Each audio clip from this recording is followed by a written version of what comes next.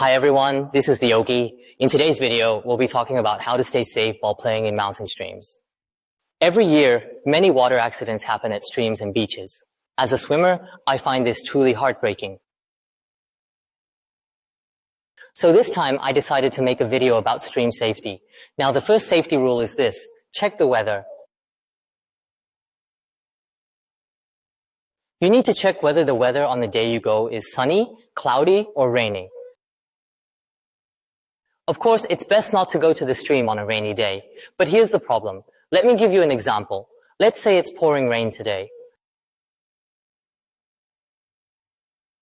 Luckily tomorrow, the day I plan to go swimming, the weather is clear and sunny. But here's the catch. The day after heavy rain, the water current can be much stronger, and rocks may have been swept down. So even if you've played there before, there's a good chance the terrain has changed a lot. Even if you've been there before, the landscape will likely have changed a lot. That's why you need to be especially careful the day after heavy rain. Got it?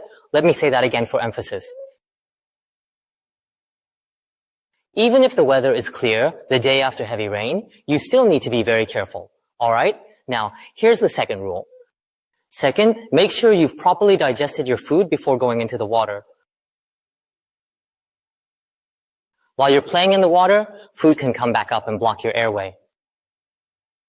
Especially never chew gum or eat candy while you're in the water. That can be extremely dangerous. If you're not careful, something could block your airway while swimming, and it could lead to suffocation. So please be extra cautious. Now the third rule, make sure to warm up before getting in the water.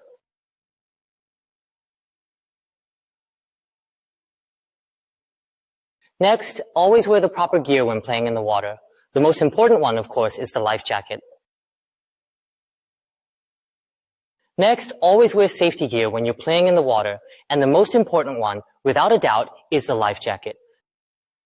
When wearing a life jacket, if it feels too big or too small, you can tighten or loosen the straps to adjust it. And make sure to leave the crotch strap just a little loose for comfort. If it's too tight, it can hurt your groin, so it's okay to keep it a bit loose.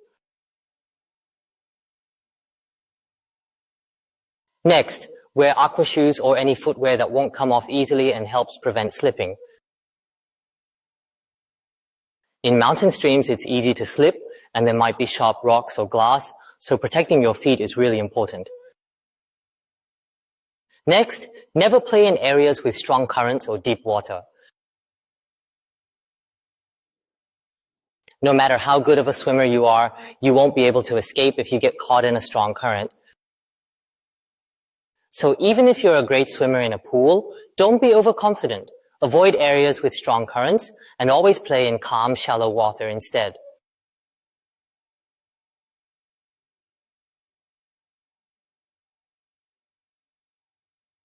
Now this next one is what I emphasize the most. What is it, you ask?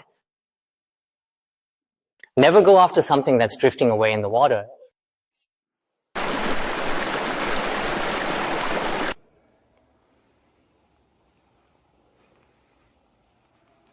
Yes, trying to retrieve something that is drifting away has caused way too many accidents. That's why you need to let go of anything that's drifting away, just leave it.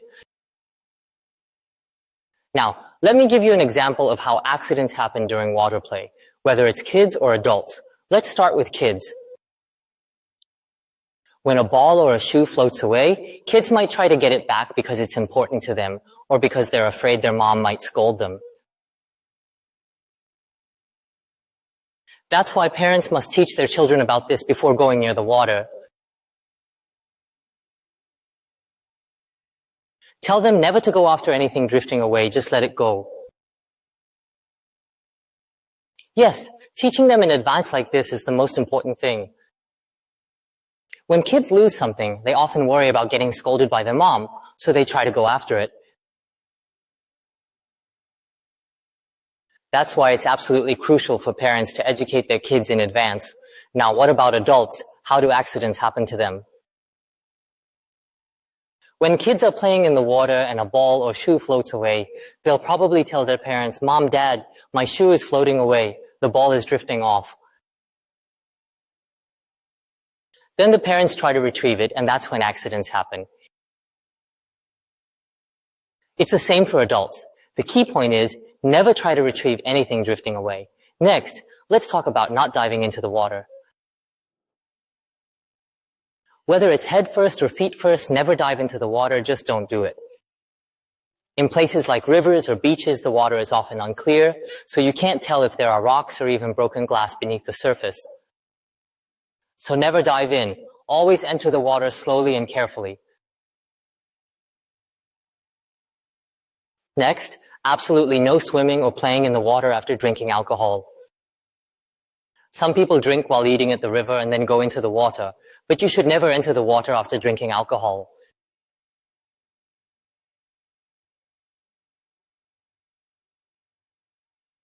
And if you're playing in the water and notice your lips turning blue or you start to feel cold, get out of the water right away and keep yourself warm until your body temperature returns to normal. If you don't, you could be at serious risk of hypothermia. Also, whether you're a child or an adult, always play in the water near a lifeguard. It's much safer that way. And finally, let's talk about what to do if someone falls into the water. Let's learn what to do in that situation. If someone is drowning, never jump into the water yourself to save them. So what should you do instead? Well, throw something nearby that floats, like a life ring or anything that can help them stay above water.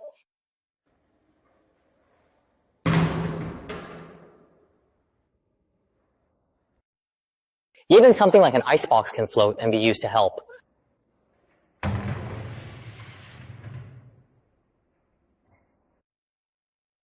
Rescue tubes like this also float and can be thrown to help someone in trouble. Yes, even a ball will float. And of course, a life jacket is also something that floats and can help. You can also use a throw bag to rescue someone. It's called a throw bag. You hold onto the rope and toss the bag out to the person in the water.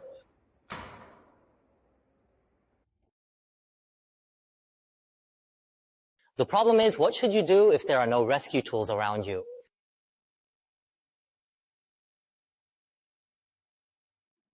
Then here's the rule. Throw anything that doesn't sink.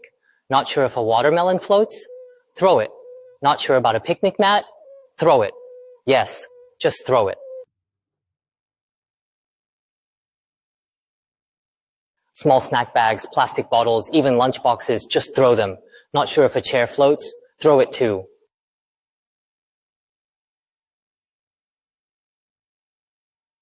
So again, throw anything unless you're sure it sinks. Got it? Even a chair can help. Most drowning accidents don't happen in deep water.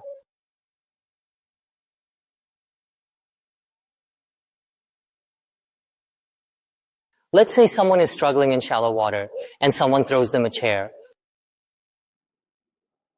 What might happen? They could step on the chair and push themselves up to stand. So please throw anything except for things you're sure will sink, like rocks or metal. Got it?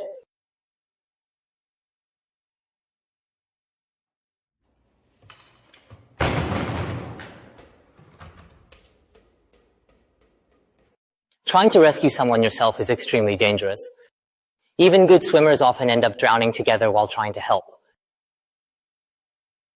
So never attempt a direct rescue. Instead, use indirect methods, throw nearby equipment or objects to help the person. Got it? Yes.